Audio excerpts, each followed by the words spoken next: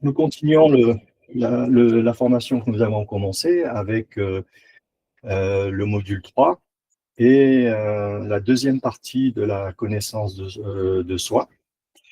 Et comme d'habitude, nous allons d'abord commencer par une prière. Donc, je vous demande de prendre vos aises, de vous relaxer, le dos bien calé à votre siège et poser les pieds bien à plat au sol. Et respirer calmement. Prenons un instant pour revenir à l'intérieur de nous. Respirez profondément. Laissez le souffle nous relier à la vie.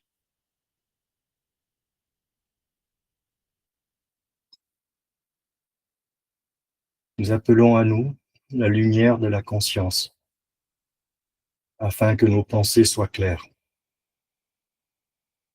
nos cœurs ouverts, et nos paroles empreintes de bienveillance, de vérité et d'amour.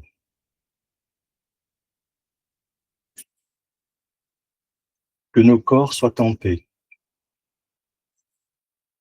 que nos âmes s'éveillent, que notre esprit s'élève vers la source de toute sagesse et de toute chose.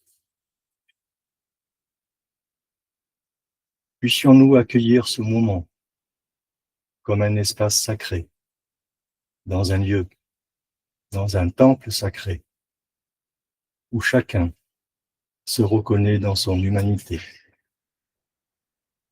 et découvre la beauté de la présence subtile de son âme, de son esprit et du divin. Que cette rencontre nous unisse dans une vibration de respect et de bienveillance, dans un temple de lumière et d'amour. Ainsi soit-il.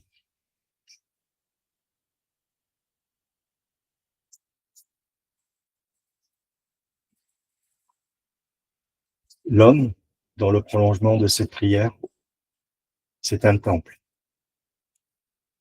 Bon, vous avez vu le sens littéral, c'était l'un des thèmes du tout premier module. Et depuis ce premier module, nous savons qu'il existe plusieurs niveaux de lecture. Et au sens mystérique, au sens secret, donc le 4e niveau, nous sommes ce temple. Et ce temple, c'est notre corps ternaire. Les cathédrales, les églises et les temples de toutes sortes nous invitent, en les pénétrant, à descendre en nous-mêmes. Tu es pierre, et sur cette pierre, je bâtirai mon église.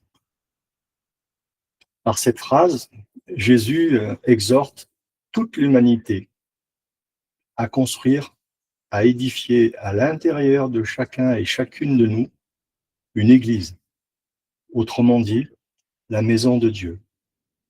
C'est-à-dire qu'il nous invite à emprunter la voie de l'ascension, de l'illumination. Et dans certaines traditions médiévales et ésotériques, le temple, c'est un corps initiatique. L'entrée symbolise la naissance. Le parcours à l'intérieur de ce temple symbolise, lui, le chemin spirituel, et le cœur de l'Église symbolise la communion avec le divin. Et on retrouve une lecture anthropomorphique dans les textes de Saint Bernard et d'autres théologiens médiévaux, où le temple est un corps sacré vivant. Chaque pierre et chaque vitrail participant à la vie de l'édifice. Et on va prendre 2 exemples, Notre-Dame de Paris et le temple de Salomon. Regardez cette façade de la cathédrale de Notre-Dame de Paris en forme de H. C'est une métaphore de l'être humain.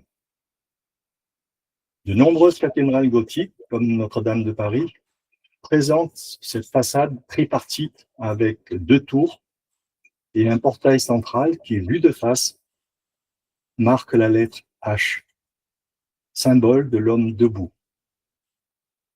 Les tours, ce sont les bras et les épaules. Le portail central représente le corps ou la colonne vertébrale. Cette disposition, elle n'est pas purement architecturale.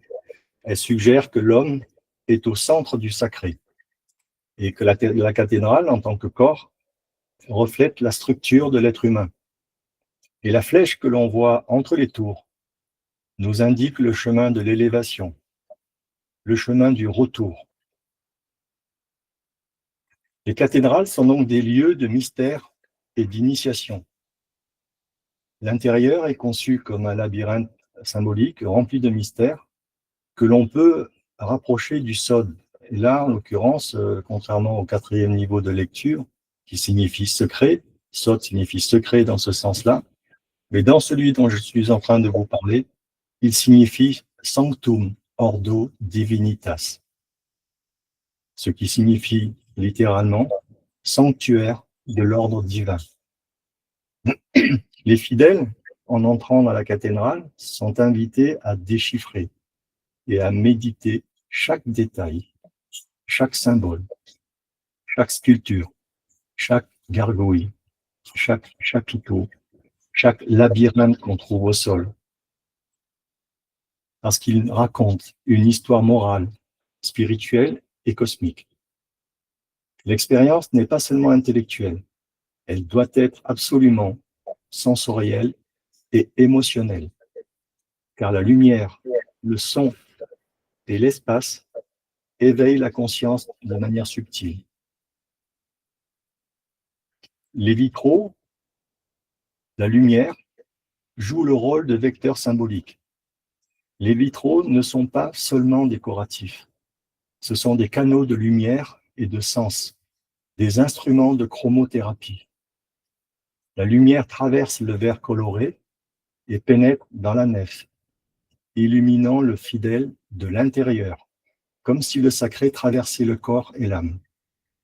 Chaque couleur, chaque motif, chaque scène biblique est chargée de symbolisme. On utilise le bleu pour la transcendance, le rouge pour le sacrifice ou le vert pour la vie, par exemple. Cette lumière transforme tout l'espace. Elle fait de la cathédrale un corps vivant où le fidèle devient partie intégrante du mystère.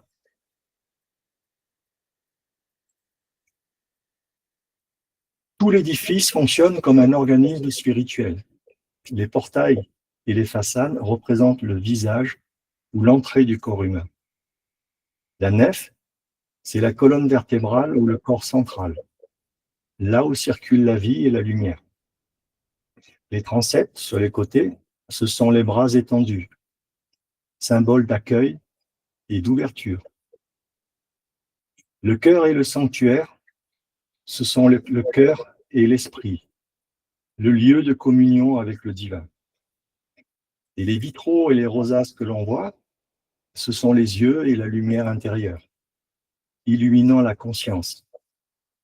Vous remarquerez qu'au-delà de leur esthétisme, les vitraux jouent le rôle de vecteurs de chromothérapie, décollant notamment nos implants énergétiques de basse vibration. La cathédrale est donc un chemin de transformation intérieure et elle nous invite à une méditation active, à ressentir, à comprendre et à intégrer petit à petit les symboles, les mystères, les histoires, les sculptures, les vitraux. Ils fonctionnent tous comme des messages codés pour notre âme, qui ne se dévoilent pleinement qu'à travers l'expérience et la contemplation.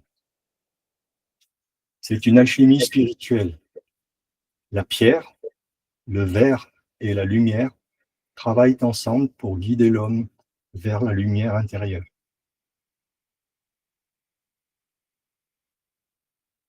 Deuxième exemple, le temple de Salomon. En anglais, Salomon se dit Solomon.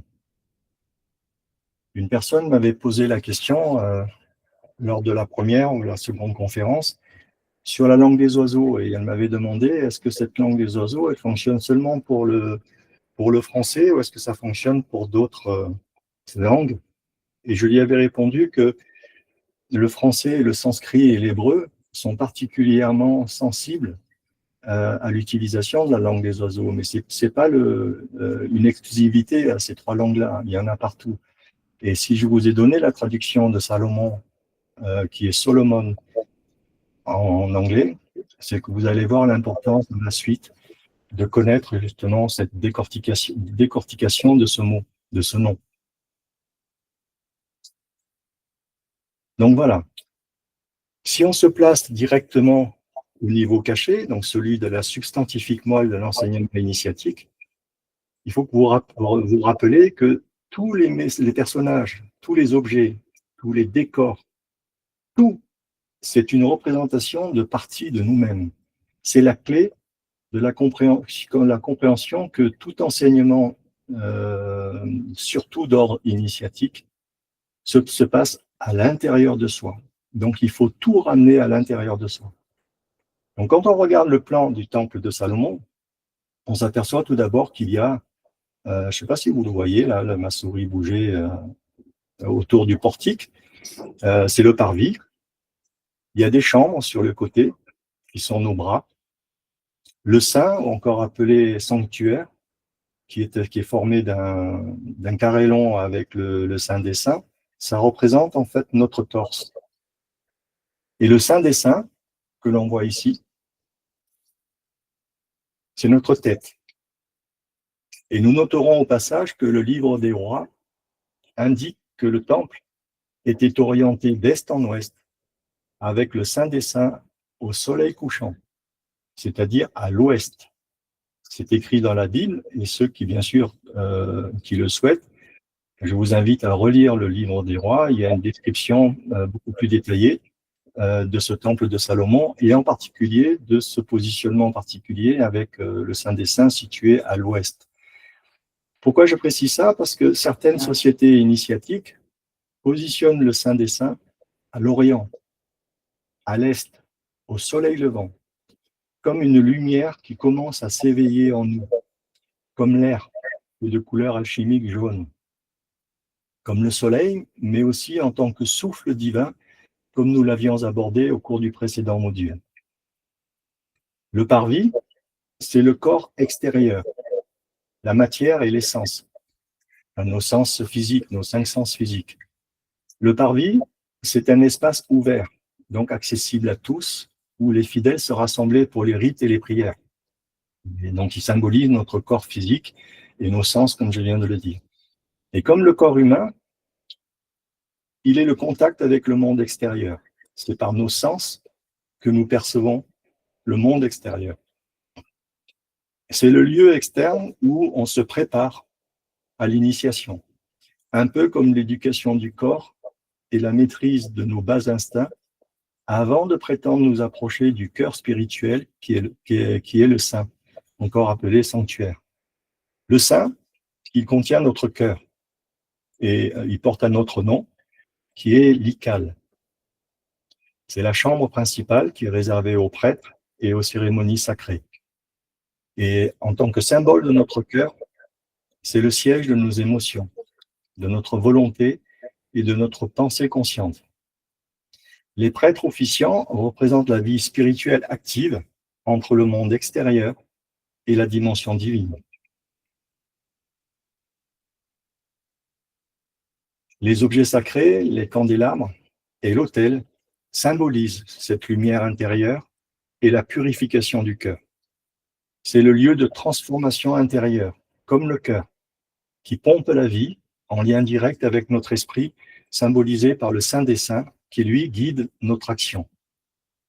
Et le Saint des Saints, cet endroit-là qui est à l'extrémité, au fond en fait donc du temple, le Saint des Saints représente l'âme et la connexion avec Dieu. Il porte un autre nom, et ce nom c'est Débir. C'est la partie la plus sacrée qui n'est accessible qu'aux grands prêtres une fois par an. C'est le lieu qui contenait l'Arche d'Alliance, symbole de la présence de Dieu. Le saint représente donc l'âme, le cœur énergétique, à différencier du cœur physique, le centre spirituel ou bien la conscience divine en l'homme. Et comme l'âme, il est caché, intime et réservé à la communion directe avec Dieu. L'Arche d'Alliance symbolise, elle, le cœur spirituel, le siège de la loi divine et de la sagesse intérieure.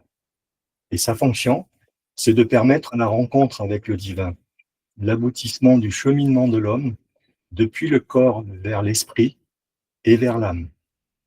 Donc le temple est une métaphore du corps humain, guidant l'homme dans un parcours progressif depuis la matière, symbolisée par le parvis, jusqu'à l'âme et au cœur, donc le sein, et enfin jusqu'à la communion de l'esprit avec le divin, symbolisé par le Saint des Saints.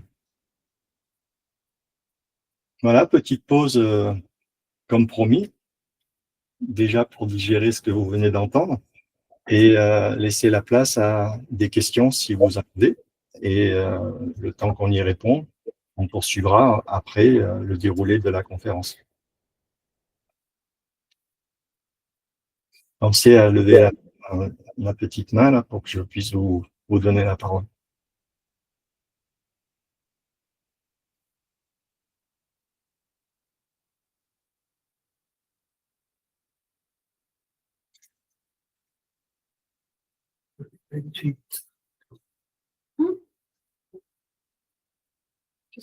J'ai entendu, c'est Alain et Birgitta que vous avez demandé la parole? Pas du tout, non.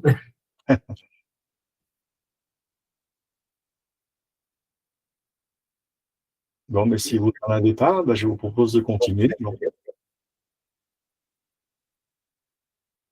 Donc, puisque j'ai dit que le temple représentait le corps humain, rentrons dans le détail et étudions les principales parties de notre corps, à partir de notre boîte crânienne jusqu'à notre colonne vertébrale. Et là, on s'arrêtera justement après cette partie-là pour ce soir.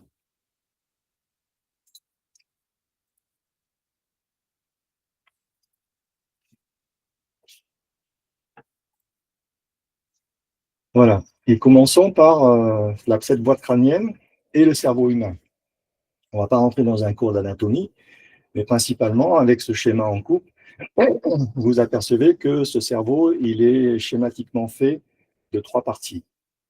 Un cerveau reptilien, un cerveau limbique et le néocortex. Le cerveau reptilien, c'est celui qui commande notre partie animale, tous nos réflexes archaïques. Donc c'est celui qui contrôle par exemple la digestion, la respiration, tout ce que l'on fait de manière naturelle et inconsciente, on n'y pense même plus. C'est dans le cerveau reptilien que se trouvent des choses comme notre instinct de survie, mais aussi nos pulsions animales et nos réflexes bestiaux. C'est le lieu du moi d'abord et les autres après. Il gère tous nos comportements primaires. Le cerveau limbique, c'est la frontière entre le cognitif et le végétatif. C'est la partie de notre cerveau qui gère nos émotions. C'est celui qui est aussi appelé le cerveau émotionnel. C'est dans celui-ci qu'on mesure le quotient émotionnel en particulier. Et enfin, le néocortex, il est lui le siège de nos pensées et de notre partie rationnelle. Bien sûr, si on veut aller plus loin, dans ce cas-là, on rentrerait dans un cours d'anatomie ou de médical. Ensuite, étudions plus en détail les glandes endocrines qui se trouvent dans notre cerveau. Et avant d'aller plus loin, voyons ces quelques images qui sont souvent beaucoup plus parlantes que de longs discours. Je crois que vous reconnaissez ce personnage, c'est une statuette du visage de Bouddha. Observez tout particulièrement les cheveux de Bouddha, de plus près. Vous avez un exemple devant vous, votre serviteur ce soir. et vous constaterez que mes cheveux sont raides. Bouddha est un Asiatique, mais quand on le regarde, on a l'impression que ses cheveux sont frisés. Parce qu'en réalité, en fait, quand on regarde de plus près, à l'aune de ces explications, eh ben, vous constatez qu'en réalité, ce ne sont pas ses cheveux. Il porte une coiffe en forme de pomme de pin.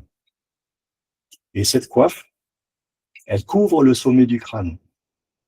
Et c'est un code, en fait, ésotérique pour justement délivrer un message aux initiés. Et initiés, en fait, c'est pas faire partie d'une société secrète, c'est comprendre, en fait, les codes pour arriver jusqu'à la substantifique moelle et ce que les auteurs ont voulu cacher devant les yeux de tous. En réalité, en fait, donc, cette coiffe qui représente une forme de pomme de pin, elle indique la connexion que nous avons avec les glandes cérébrales qui se trouvent dans notre cerveau, et en particulier une glande qui s'appelle la glande pinéale, qui est reliée au chakra coronal, situé physiquement au niveau de la fontanelle, donc au sommet du crâne, et qui, selon les individus, ce chakra coronal, il peut être jusqu'à à peu près 15 cm au-dessus de notre crâne, et cela selon les individus. Mais tous ceux qui ont déjà fait le cours de magnétisme avec le docteur Gustavo Condi, ou bien tous les qui suivent les cours avec Luciano, vous êtes déjà très au fait de cette notion de chakra, et notamment de la situation des chakras coronales. Sur le plan physique, cette glande pinéale, elle est au centre de notre cerveau, à l'endroit en fait du troisième œil. Je ne sais pas si vous le voyez bien à l'écran là, mais au-dessus des deux yeux de Bouddha, vous avez en fait un petit cercle. C'est l'emplacement en fait du troisième œil. Donc on va parler de cette glande pinéale sur le plan physique. Donc elle est à l'emplacement physique du troisième œil. En revanche, le chakra frontal, donc c'est le chakra du troisième œil, lui, comme vous le savez pour ceux qui sont habitués à ce concept-là, il se trouve sur le corps énergétique, donc il n'est pas sur le corps physique.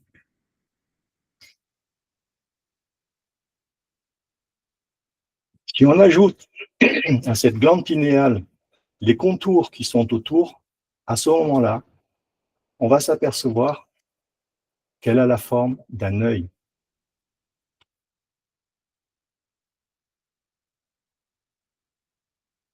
Cette image montre un œil avec une calligraphie bien particulière et bien connue des Égyptiens. Et cet œil, il est placé au centre d'un delta sur la figure que je vous ai fait matérialiser, avec un cercle que vous devinez en arrière-plan. Si on positionne maintenant deux autres images, on va positionner la Lune,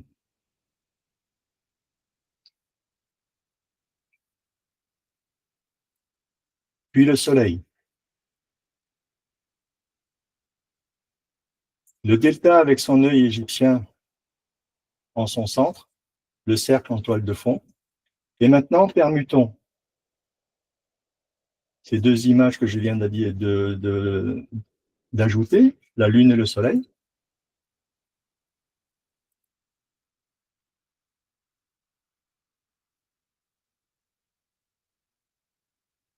Le Soleil se dit Sol. La Lune en anglais se dit Moon.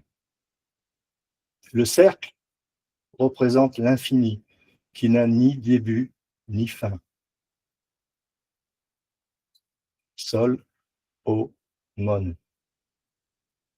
Le temple de Salomon, c'est une partie de vous-même, une partie de nous tous, qui marque trois choses.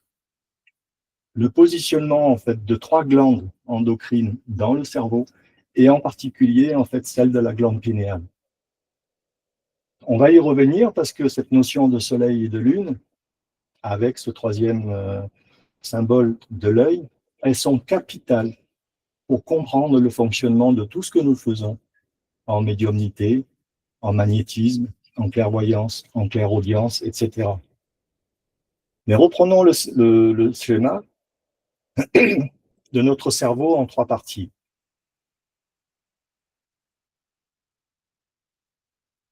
Voilà, regardez bien maintenant la suite. Si on prend cette coupe du cerveau, à ce moment-là, on verra dans cette partie-là la forme exacte de la calligraphie utilisée par les Égyptiens. On verra en fait dans ce cas-là un œil que l'on va appeler l'œil de Ra ou l'œil de Horus, selon le sens dans lequel on va le faire figurer. Et c'est tout sauf un hasard. Cette petite glande a la forme d'une pomme de pin, et si on élargit un peu le champ, on s'aperçoit qu'elle représente en fait ce dessin-là, qui est l'œil de Ra dans un sens, ou bien l'œil d'Horus dans le suivant.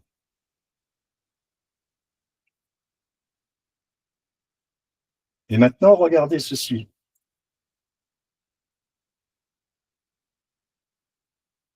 Le grand public va dire « Oh mon Dieu, ceci, c'est le symbole des francs-maçons. » Et c'est vrai.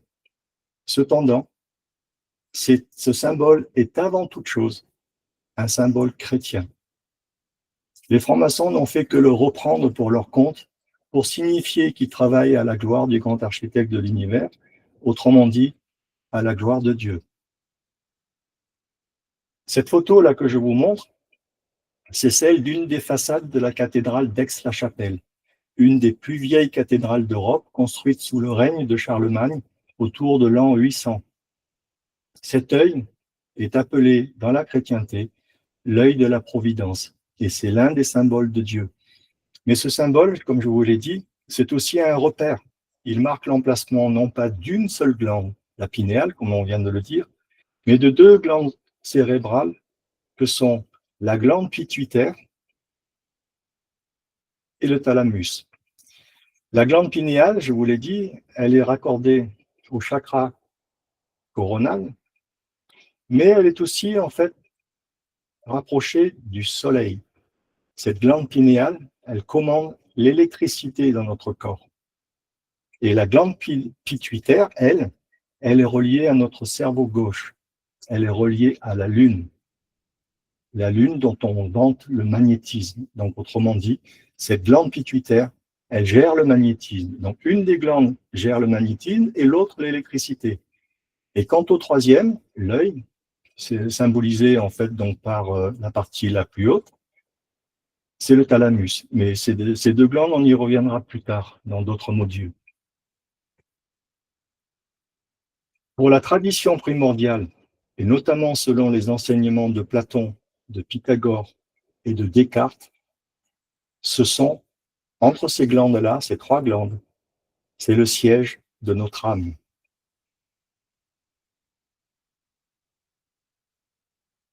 La Lune, le Soleil sont notamment, si vous le regardez d'un point de vue anatomique, ça pourrait être l'emplacement de nos yeux physiques.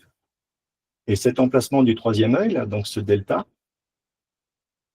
si on relie ces trois symboles, ils forment un triangle. Ces deux glandes se trouvent toutes deux dans notre cerveau physique, je parle de la pituitaire et de la pinéale, et toutes deux sont à l'emplacement du troisième œil, celui qui se trouve au même endroit au niveau de notre corps énergétique, encore une fois. Donc, on a bien deux glandes dans le cerveau physique, mais quand on va parler des chakras, on est systématiquement dans le corps énergétique.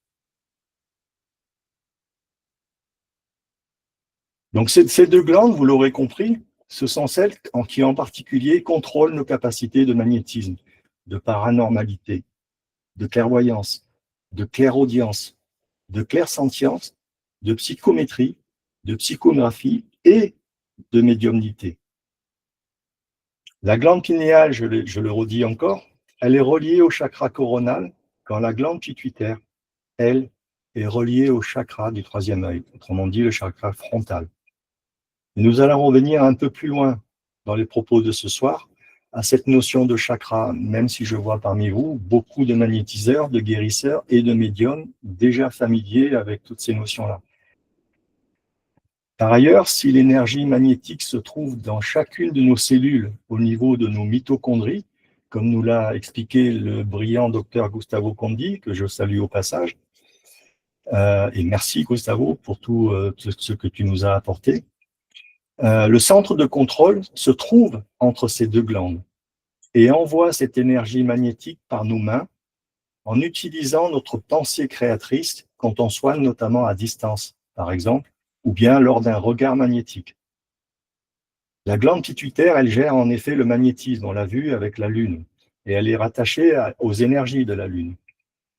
La glande pinéale, elle, on l'a vu aussi, elle gère l'électricité, et cette dernière est représentée, rattachée au Soleil et au chakra coronal au-dessus de la tête. À ce stade, on peut donc constater que la connaissance des soins magnétiques, de la médiumnité et de tout le reste était déjà connue par la tradition primordiale. Et cet enseignement est largement antérieur, des millénaires antérieurs, au baron du Poté qui a eu l'immense mérite de l'avoir remis en pleine lumière et de manière explicite. Quand on veut utiliser et développer ces capacités de magnétisme et de paranormalité et de tout le reste, il est donc impératif de nettoyer ces deux glandes et de les décalcifier. C'est capital pour ceux qui veulent travailler de manière sincère et efficace à la montée de leur fréquence et de leur vibration. Ça va devoir passer par notamment la protection contre les ondes de toutes sortes, les téléphones portables, les micro-ondes, les antennes de haute fréquence, par changer notre alimentation, notamment parce que l'acidité dans notre corps perturbe et calcifie ces glandes-là, par le changement de nos boissons. Donc, Luciano nous rappelle souvent que quand on fait des soins, notamment dans le monde astral et celui des esprits, il vaut mieux s'abstenir de boire de l'alcool ce jour-là. Et il faut faire attention à changer nos habitudes de vie modernes de manière générale.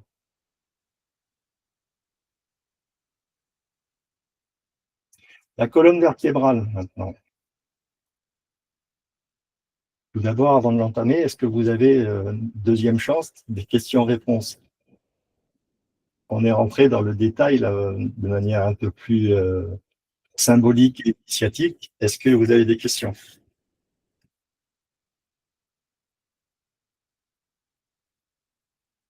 Oui, Maria? Comment on fait pour décalcifier la glande pinéale? Ben justement, c'est en buvant de l'eau alcaline, plutôt par exemple. Donc, toutes nos boissons, notamment, même les eaux minérales, hein, elles sont acides. Donc, on va avoir un corps qui est acide. On a aussi une réaction par rapport aux ondes qui nous entourent entièrement.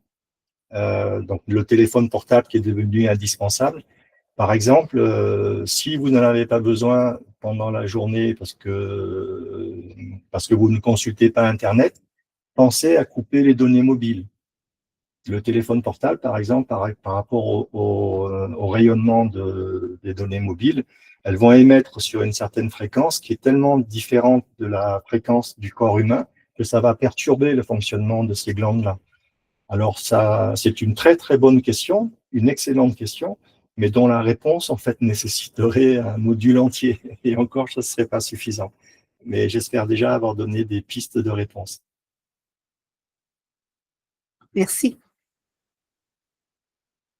D'autres questions? C'est pas l'hypophyse qui est liée au troisième œil, quoi. C'est tout à fait ça. Donc, les deux autres noms de la glande pituitaire et de la glande pinéale, ce sont l'épiphyse et l'hypophyse. Ah, d'accord. Tout à fait exact. Très bonne remarque. J'ai employé le vocabulaire, comment dirais-je, de la vie de tous les jours, mais les noms scientifiques, c'est bien hypophyse et hypophyse. Merci.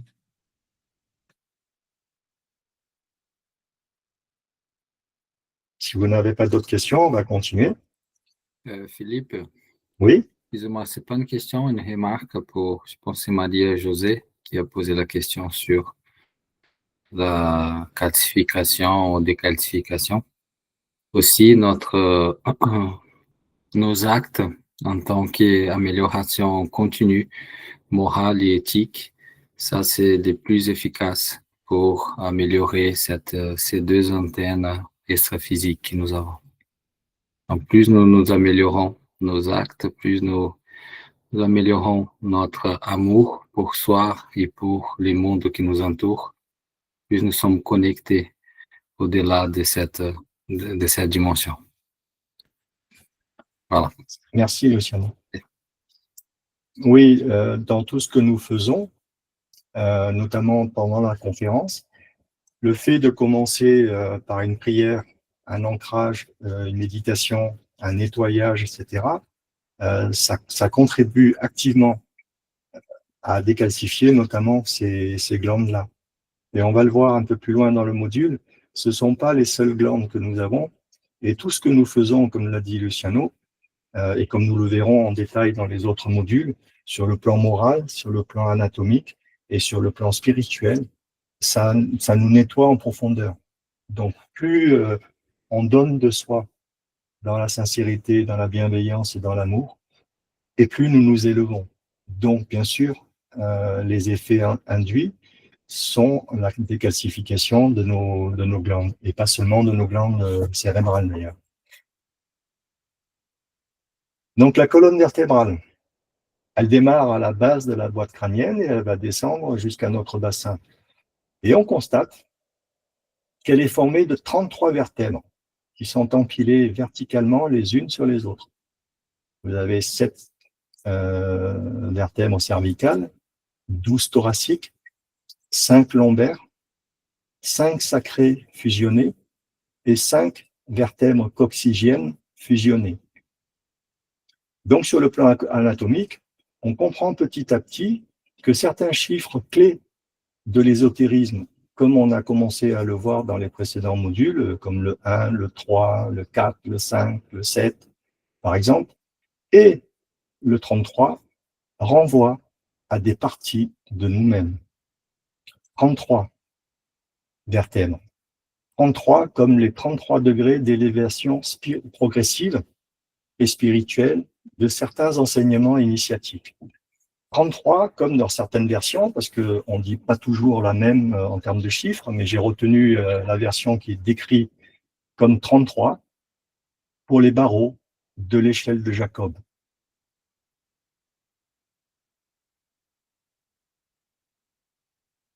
Alors pour ceux qui ne connaissent pas Jacob, c'est un personnage biblique qui a fui son frère Ésaü parce qu'il lui a volé son noix d'aînesse. Et dans sa fuite, il pénètre dans le désert et dans une terre qui est appelée la terre du milieu, milieu à utiliser avec la langue des oiseaux aussi, parce que le milieu, ça peut être le milieu urbain ou le milieu forestier, par exemple, mais le milieu, en 2 mots, c'est la frontière entre 2 mondes, celui qu'il quitte et celui qu'il n'a pas encore conquis. Et comme la nuit tombe, il prend une pierre et il s'en sert d'oreiller. Et ce geste anodin en apparence est le sceau de tout le mystère. Dans la tradition mystérique, cette pierre, c'est le noyau de la matière, la condensation du verbe dans la densité du monde.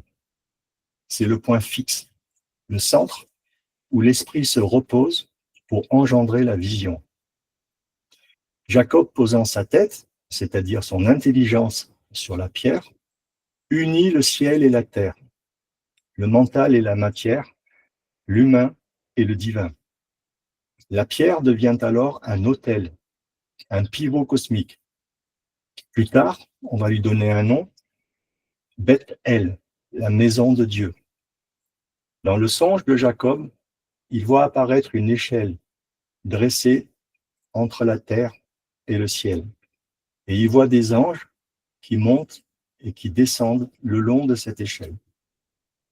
Sur le plan des mystères, celui donc du 4e niveau de lecture, cette échelle n'est donc pas un objet, mais c'est la structure même de notre être. C'est la colonne du monde, celle qu'on appelle l'axis mundi, l'axe du monde, qui relie les plans de la création. C'est aussi l'image de la conscience ascendante qui va s'éveiller ainsi de degré en degré, de 1 jusqu'à 33. Les anges, dans cette lecture, ce ne sont pas de simples messagers. Ce sont des forces subtiles qui circulent entre les plans, les énergies du Verbe montant vers la source et redescendant pour animer, pour spiritualiser la matière. Et il représente la respiration cosmique, inspirer et expirer, monter et descendre, spiritualiser et incarner. L'échelle est posée sur la terre, mais de quelle terre parle-t-on? Le texte précise que c'est la terre du milieu, je viens de le dire, mais c'est aussi le point médian, milieu, le lieu où les opposés se rencontrent et s'équilibrent. Donc le ciel et la terre, le haut et le bas, le visible et l'invisible. Dans les mystères anciens, ce milieu, c'est le cœur. Ainsi, le songe de Jacob révèle la topographie intérieure de l'homme. La pierre, c'est sa base matérielle. L'échelle, c'est la voie de l'âme. Et le sommet céleste, c'est la conscience divine. Donc, de nouveau, c'est une preuve que quand on décode jusqu'aux substantifiques moines, c'est de nouveau un témoignage universel de toutes les traditions du monde, puisant dans la tradition primordiale, pour dire qu'il existe un monde spirituel, plein de vie, un monde animé par des esprits, certains en souffrance, certains en errance, peuplés en fait d'anges, d'archanges, d'élémentaux, et enfin la source originelle dont tout a émané. Lorsque Jacob s'éveille, il érige la pierre et il y verse de l'huile. Autrement dit, il la consacre. Elle devient alors la pierre de la destinée, symbole du fondement de tout temple et de toute royauté spirituelle.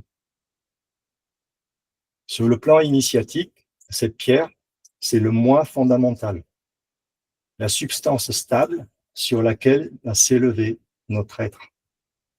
Et dans certaines traditions celtiques et gnostiques, elle est appelée Yafeil, la pierre du Verbe, celle qui crie sous le pied du roi légitime.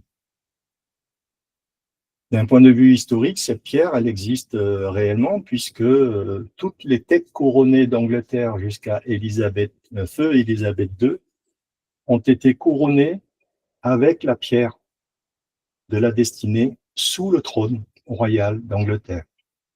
Dernièrement, en fait, l'Écosse, puisque cette pierre avait été ramenée par les Écossais, elle a été rendue officiellement à l'Écosse là tout récemment là, donc elle est désormais de nouveau sous la protection des Écossais.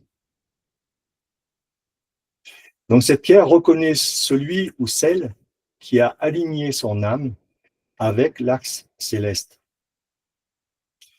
Ce songe, il enseigne le grand mystère de la correspondance verticale. Ce qui est en bas est comme ce qui est en haut, et ce qui est en haut est comme ce qui est en bas, pour réaliser le miracle de l'unité. C'est le premier article de la table d'émeraude d'Hermès Trismégiste. On va y revenir à Hermès. Jacob découvre que le monde n'est pas clos. Il est traversé d'énergies ascendantes et descendantes. Et l'homme, par sa conscience, peut participer à ce mouvement. Et il peut devenir l'échelle elle-même.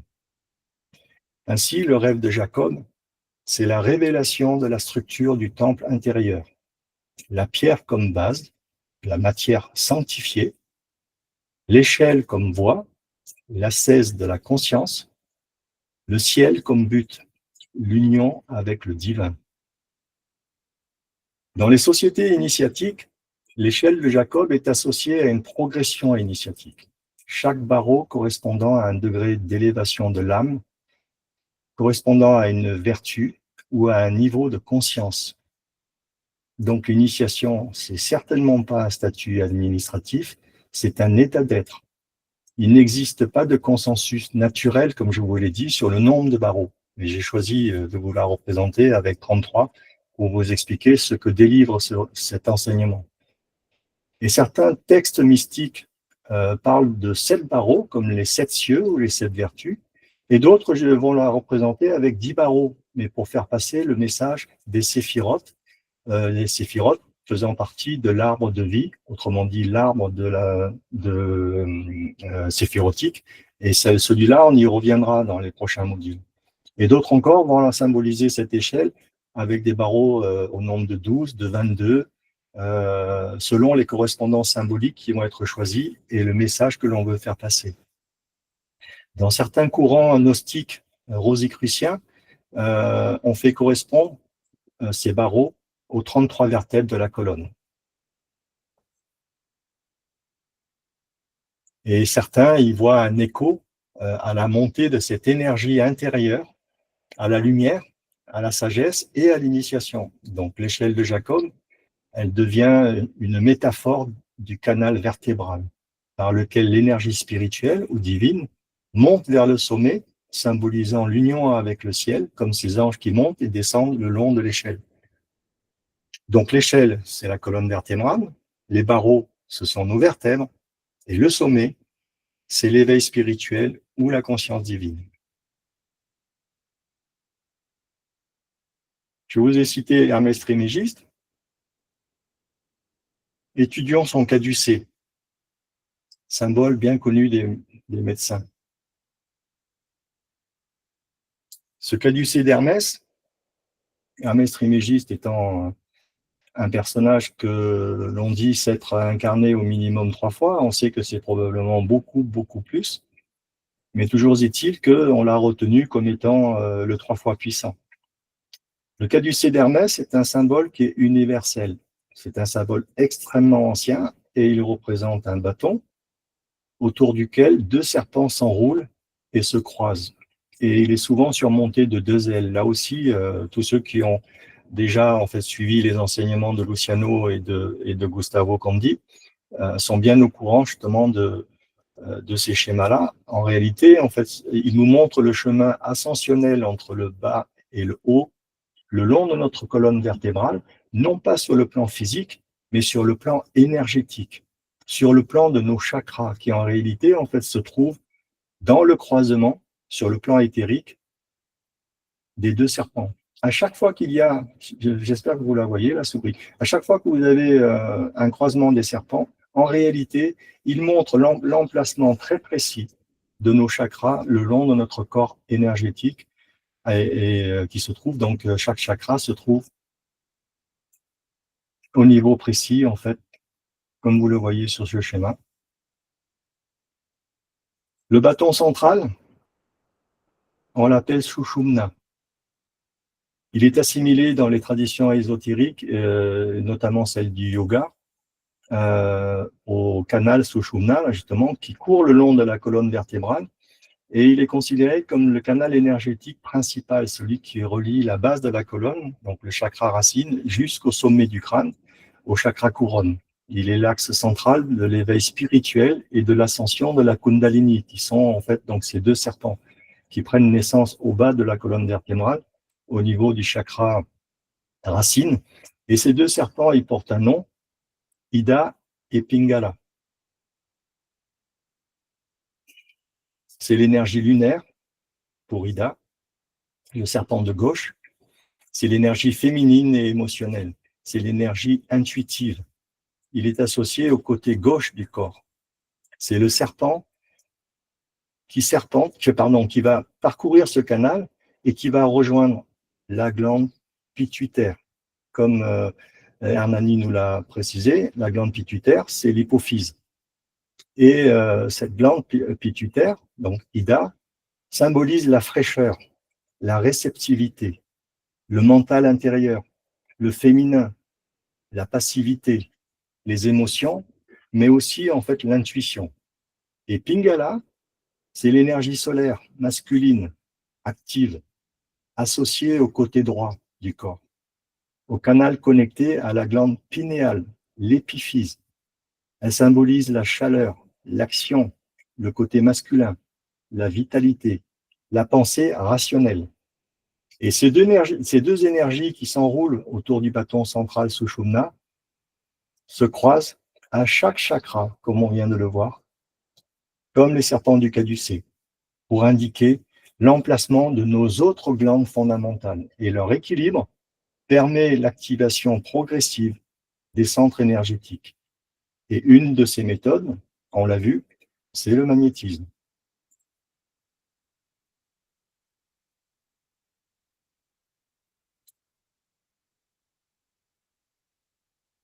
Donc, si vous avez bien en mémoire ce schéma avec le delta et le soleil et la lune, ben, ça signifie que quand on équilibre ces énergies entre la partie féminine et la partie masculine, entre la raison et l'intuition, entre le magnétisme et l'électricité, on a ainsi le chemin de la remontée vers le lotus et on va réveiller en fait ces capacités qui au final, excitées, réveillées, canalisées, vont nous permettre en fait d'ascensionner.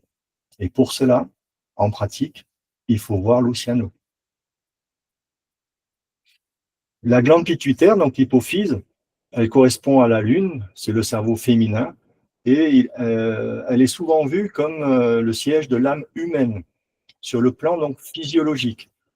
C'est elle qui va réguler les hormones, le corps, les instincts vitaux, et reliée à Ida, elle incarne la dimension terrestre et la régulation intérieure. La glande pinéale, qui correspond au soleil, c'est le cerveau masculin, appelé aussi troisième œil, ou siège de l'âme divine pour Descartes. Elle est associée à la perception, à l'intuition, la connexion spirituelle, et elle est reliée à Pingala. Elle ouvre vers le supraconscient et la lumière intérieure. Et la rencontre au sommet se fait dans notre boîte crânienne, à l'intérieur de notre cerveau.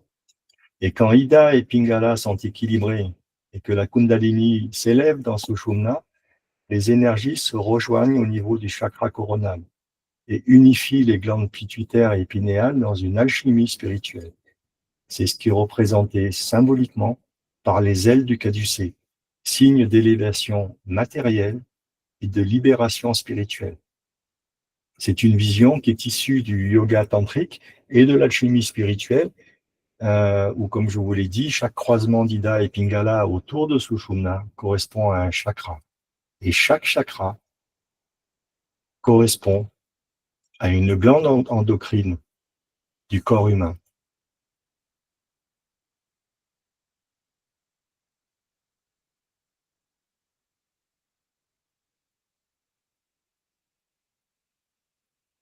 Le chakra racine, à la base, est associé aux glandes surrénales. Ce sont celles qui gèrent le stress, la survie, l'adrénaline et le cortisol. C'est l'énergie de vitalité, l'instinct de conservation, le besoin de sécurité physique et matérielle. C'est la base, c'est là que commence en fait où se trouvent les serpents lovés et qui vont commencer à s'élever. Le deuxième chakra, en remontant vers le haut, c'est celui qui correspond au chakra sacré. Il est situé au niveau du bassin. Là, les glandes qui correspondent, ce sont les gonades, les ovaires chez la femme et les testicules chez l'homme. C'est l'énergie sexuelle, les oestrogènes et la testostérone, mais c'est aussi le siège de la créativité et de la fluidité émotionnelle. Le chakra solaire, il est au croisement au niveau du plexus solaire. Et la glande qui est associée, c'est le pancréas. Donc, c'est le lieu où on va sécréter de l'insuline, du glucose. Et c'est la glande qui va réguler la digestion et le métabolisme. Mais c'est aussi le siège de la volonté, de la confiance et la digestion, en fait, de nos expériences humaines. Le chakra du cœur, et au niveau de la poitrine, il est relié au thymus. Et il gère l'immunité, les défenses du corps avec la production des lymphocytes. Et c'est là où on va ressentir l'énergie d'amour, de compassion, de guérison et d'équilibre émotionnel. Le chakra de la gorge, qui est situé, comme son nom l'indique, il est associé à la glande thyroïde et parathyroïde. Donc, il va réguler le métabolisme, la croissance et le calcium sanguin. Mais c'est aussi le lieu de l'énergie de la parole, l'énergie du verbe, l'expression, la vibration ou encore l'authenticité. Le troisième œil, il est au croisement entre les deux sourcils et il correspond à l'emplacement à la fois de la pituitaire et de la pinéale. Et c'est le chef d'orchestre hormonal qui régule toutes les autres glandes. Et c'est aussi le centre de l'intuition, de la perception et de la vision intérieure. Et enfin, le dernier, le chakra couronne, il est là où se déploient les ailes du caducée et il est relié à la glande pinéale et il permet d'accéder aux états modifiés de conscience. Donc, ça permet finalement pour vous de constater que tout ce que l'on fait est complètement, enfin, quand je dis tout ce que l'on fait, je pense au stage de magnétisme, aux soins que nous faisons par le magnétisme et à tout ce que nous enseigne Luciano, par exemple, avec la mise en pratique de toutes ces énergies, etc. Ben, c'est complètement en ligne avec un enseignement multimillénaire, connu de toutes les traditions, mais codé. Donc le trajet serpentiforme d'Ida et Pingala, qui forment la Kundalini à la base de la colonne vertébrale, c'est à la fois une porte énergétique, mais aussi hormonale. Dans le langage symbolique, la biologie, donc les glandes endocrines, et la spiritualité, les chakras, ce sont les deux faces d'une même réalité. Donc on peut constater que toutes ces connaissances sont connues depuis la nuit des temps. Elles sont accessibles à la vue de tous, mais codées dans des symboles qu'il faut savoir interpréter en utilisant une autre méthode de codage, que celle dont je vous ai déjà parlé, les 4 niveaux du Pardès et la langue des oiseaux. Et là, en fait, donc celle que l'on va utiliser, c'est l'analogie. Donc, regardez les deux chakras supérieurs, celui du 3e œil et du coronal, tous les deux dans notre cerveau, mais sur le plan énergétique et non plus physique. Et souvenez-vous du temple de Salomon, qui se dit en anglais Sol, O, Mon. Il a la forme d'un rectangle qu'on appelle parfois un carré long, et comme nous venons de le voir, il représente l'homme. Le Saint des Saints, c'est la tête. Il représente la présence de Dieu. Donc, je vous rappelle le lieu de l'entrepôt de l'Arche d'Alliance.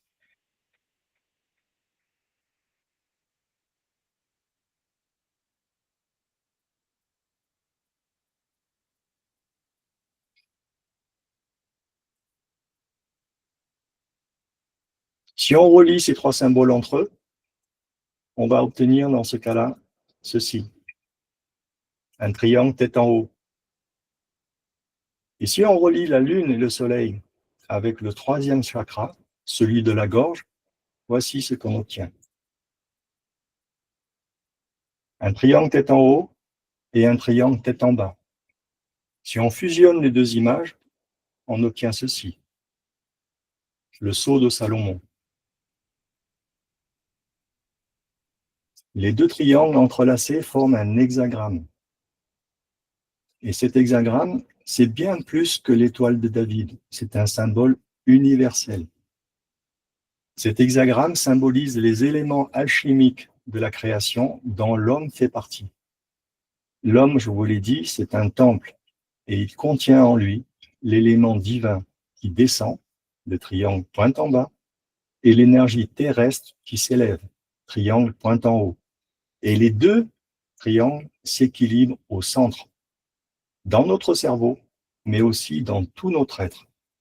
Donc nous sommes invités à comprendre que nous devons impérativement spiritualiser la matière.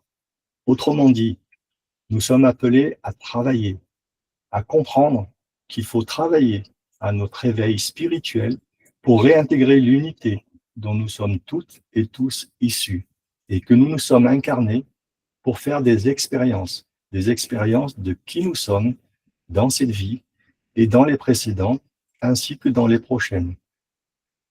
Et pour cela, nous devons irriguer avec Ida et Pingala tout notre être, des pieds à la tête, en passant par notre colonne vertébrale, avec l'énergie électromagnétique tout d'abord, puis nous devrons le faire avec une huile très particulière que nous sécrétons dans notre cerveau. Nous parlerons de cette huile dans un autre module. Le sceau de Salomon reconstitué intégralement correspond au symbole de l'éther dont on a parlé dans le précédent module. Et l'éther, c'est la projection de l'énergie divine sur notre plan d'existence. Je vous rappelle que l'éther contient les 4 autres éléments alchimiques, le feu, l'air, l'eau et la terre. Certains ésotéristes et certains initiés, je précise non français, ont conscience du rôle de transmission tenu par la France sur le plan spirituel. Je vous rappelle que Allan Kardec, le baron du Poté et tant d'autres sont français. Prenons simplement le temps de méditer sur le slide suivant au regard de ce que nous venons de voir ensemble ce soir. Voici les symboles alchimiques. Regardez le symbole de l'eau, le symbole de la terre, le symbole de l'air et le symbole du feu. Combinons en fait tous ces éléments-là, on obtient l'éther.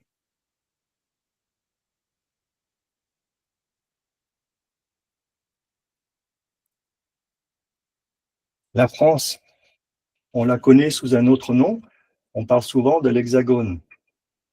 J'ai un point de vue très personnel. Je pense que la France a un rôle crucial à jouer dans les événements à venir. Des événements qui doivent conduire à un éveil de tous et de chacun. Et je fais partie de ceux qui vouent une reconnaissance éternelle à Luciano parce qu'il nous aide à travailler ensemble à cet éveil, à travailler chaque jour en nous formant et en faisant don de nous-mêmes pour aider tous ceux qui ont besoin de nous, et ce, de manière bénévole. J'insiste sur cette notion-là et je m'inscris en cela à 2000% en fait, donc dans l'enseignement de Luciano. Et quand je dis cela, je veux l'ouvrir, cette reconnaissance à l'ensemble de nos sœurs et frères brésiliens. Je ne remercierai jamais assez. Eux qui n'hésitent pas à traverser l'océan et à donner de leur temps pour nous aider, nous former et nous permettre de nous mettre au service des incarnés et des désincarnés, des esprits des personnes incarnées, pardon, et des esprits désincarnés, et qui ont besoin de notre aide, et de nous mettre en fin de compte au service ainsi de notre propre élévation personnelle, au service de la source de toute chose, dans la bienveillance et dans l'amour. Non pas en parlant, mais en pratiquant la bienveillance et en pratiquant le don de soi et de la charité. Alors, regardez ce que je vous disais. Donc la France, l'hexagone, et quand on relie en fait les lignes de l'hexagone, on obtient le sceau de Salomon. Le centre de la France est donc un lieu tout particulièrement spirituel, et donc aujourd'hui, je voulais profiter de cela pour remercier encore une fois tous nos amis brésiliens pour toute l'abnégation dont ils font preuve pour venir nous aider.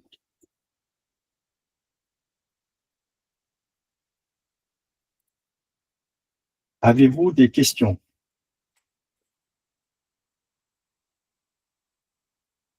Oui, Francisco? Francisco, il faut que tu ouvres ton micro, s'il te plaît.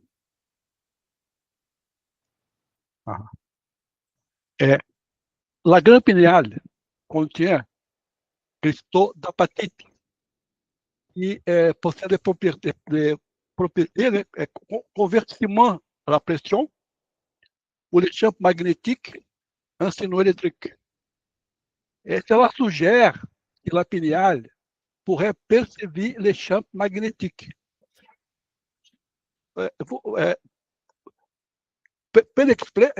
Pode me explicar? Luciano, por favor. Ok, ok, Fialho. Fialho demande par rapport aux cristaux d'apatite dans la glande pinéale. C'est cette question de pouvoir transformer des champs magnétiques en électricité et après se manifester à travers notre cerveau. Il demande si tu peux commenter, expliquer cela. C'est Pour moi, la pinéale magnétique et la hypophyse pituitaire électricité. C'est ma question. oui, c'est une très très bonne question. Je vais essayer de retrouver le slide.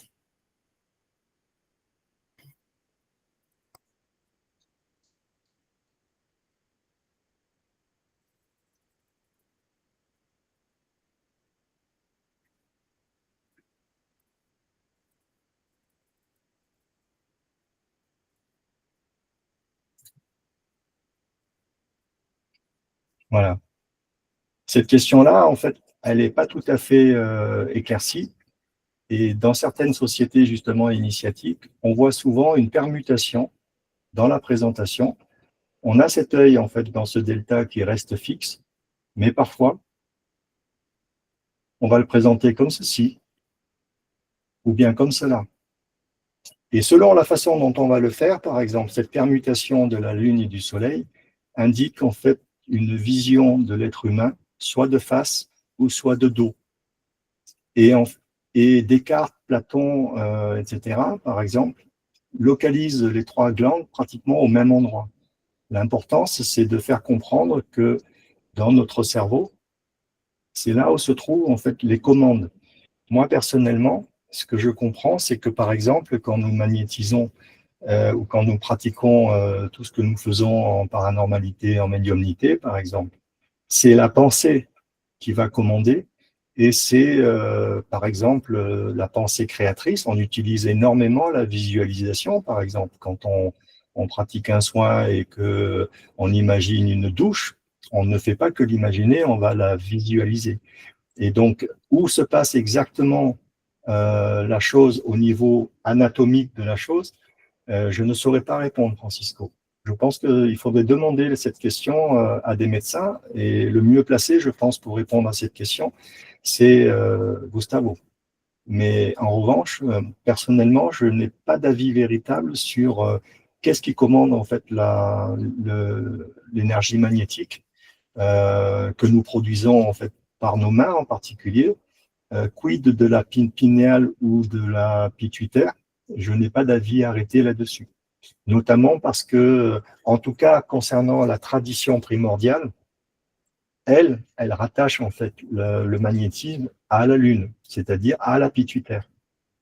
Concernant en fait donc la pinéale, elle est rattachée au Soleil et donc à l'électricité. Ça, c'est ce que nous enseigne la tradition qui nous vient en fait depuis l'aube des temps, non pas de cette humanité-ci, mais aussi de toutes les autres qui nous ont précédés. Après, là-dessus, à titre personnel, je n'ai pas d'avis plus précis que ça. Merci. Merci beaucoup. Merci. D'autres questions?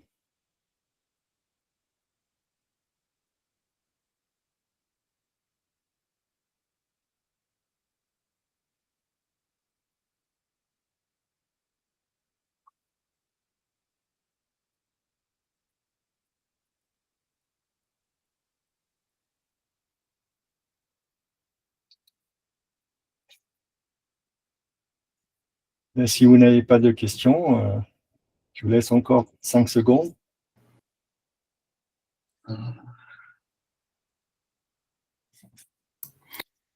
Philippe, je n'ai pas de questions, mais je voulais juste te remercier et dire que c'était génial. C'était encore une fois très clair, très didactique, très super. Merci beaucoup pour. C'est formidable. C'est trop bien. Merci, Luciano.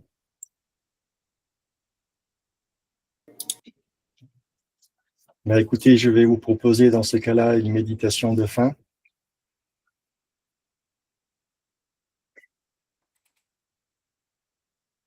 Installez-vous de nouveau confortablement.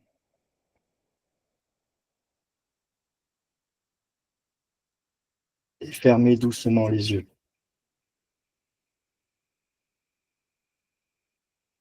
Ressentez votre assise.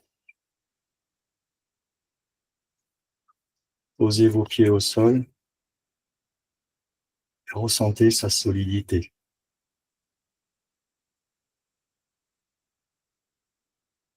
Ressentez maintenant la verticalité de votre colonne vertébrale, comme un arbre sacré.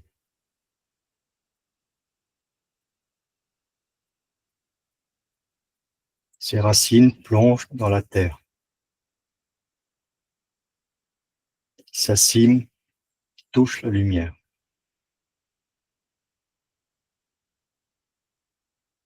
Prenez 3 respirations, lentes et profondes. À chaque expire, laissez partir les tensions, les attentes.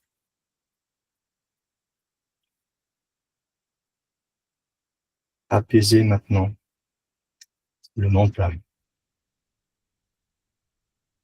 Vous êtes ici, présent,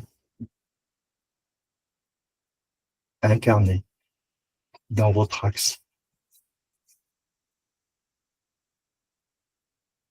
Visualisez maintenant à la base de votre colonne vertébrale une sphère rougeoyante, tiède, stable, vibrante. C'est votre centre racine.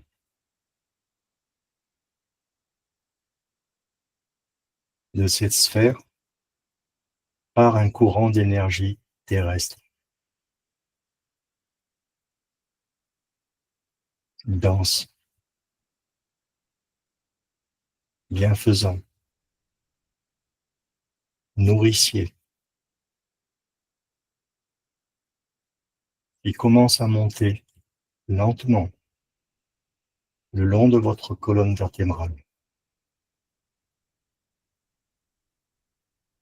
Suivez ce courant intérieur et ressentez-le. Il monte au niveau de votre ventre. Vous ressentez de la chaleur, de la sécurité. Il monte maintenant dans votre poitrine. Il irrigue votre cœur.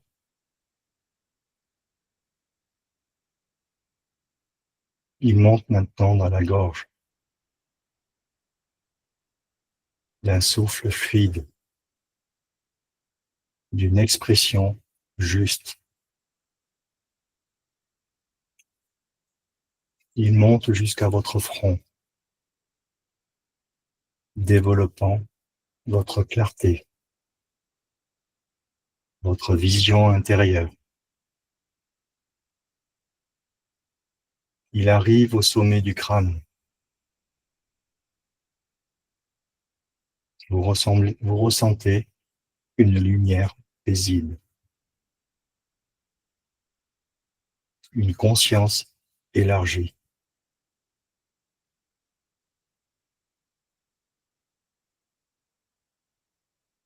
Visualisez-vous maintenant comme une colonne de lumière montant de la terre vers le ciel. C'est la montée de Jacob. Les anges de la vie s'élèvent par vous.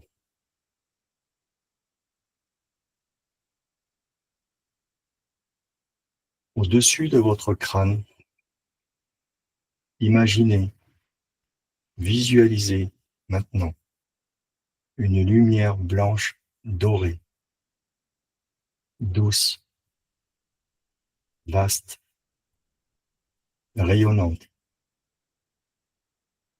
De cette lumière descend un rayon pur qui touche le sommet de votre tête et pénètre votre colonne vertébrale. Ce rayon descend lentement. Il traverse votre front et vous apporte la sagesse.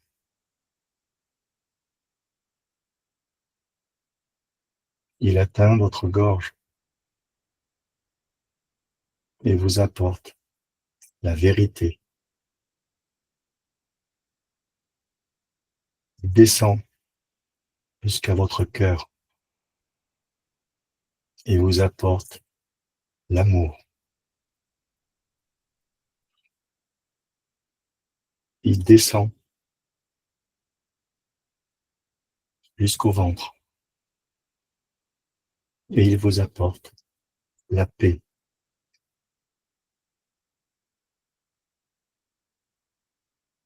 Il atteint la base de votre colonne vertébrale et vous apporte un enracinement profond. Vous devenez désormais et maintenant le canal vivant entre le ciel et la terre, où la lumière descend comme une pluie dorée, tandis que la vie monte comme un souffle chaud. C'est la descente de Jacob. Les anges reviennent vers la terre.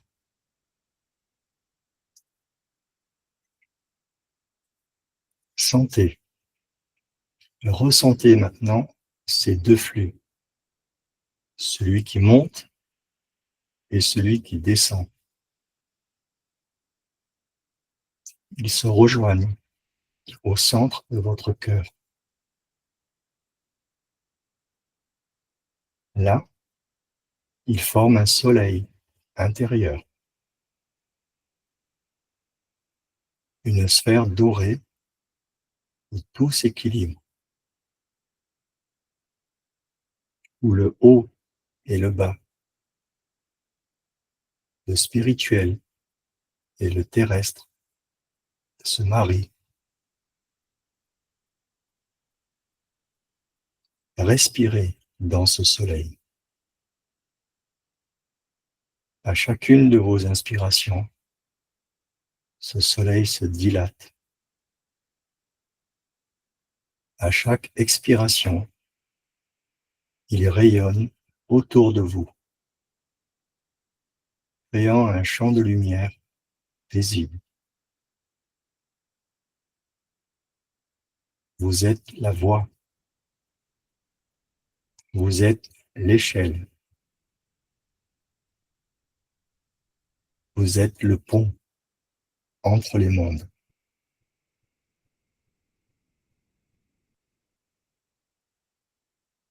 Visualisez la lumière descendre doucement dans votre corps,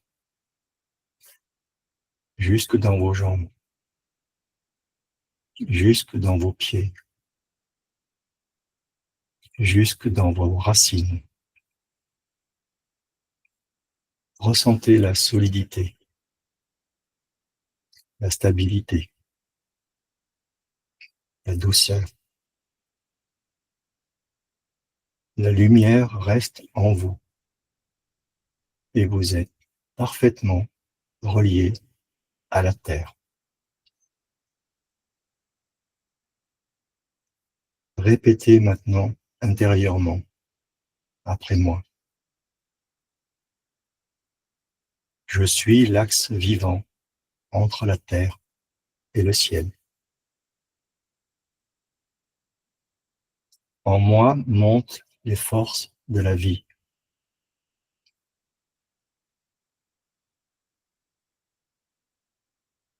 En moi descend la lumière de l'esprit.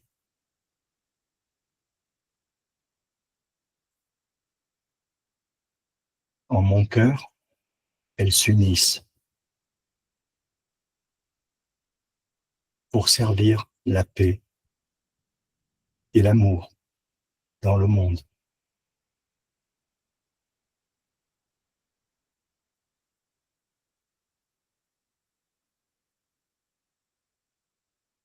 Sentez votre respiration naturelle revenir doucement.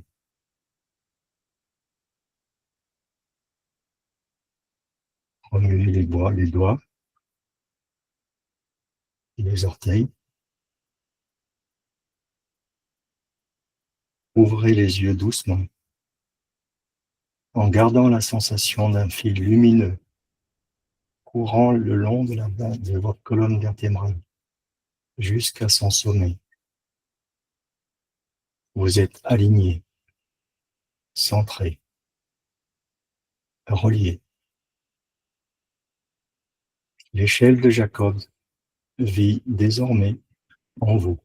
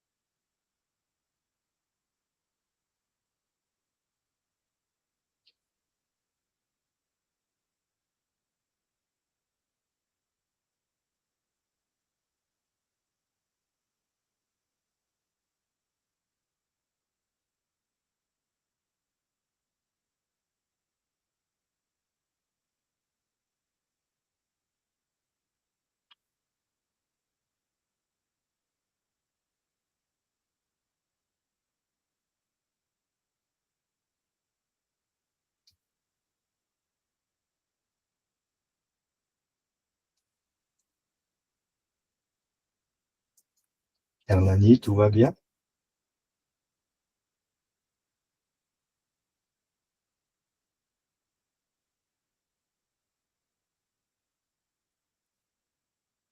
Comment allez-vous?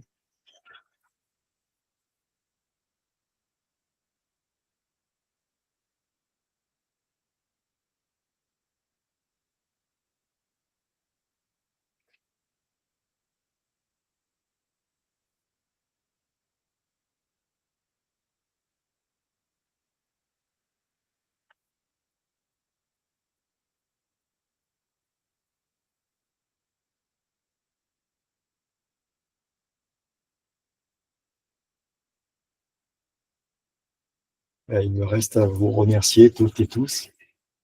Et si vous avez des questions, n'hésitez pas à revenir vers moi. Les replays serviront à tous ceux et celles qui n'ont pas pu être là ce soir. Et si d'ici là, vous avez d'autres questions, n'hésitez pas à les poser. Et j'y répondrai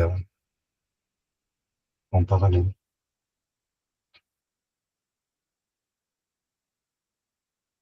Merci à toutes et tous encore.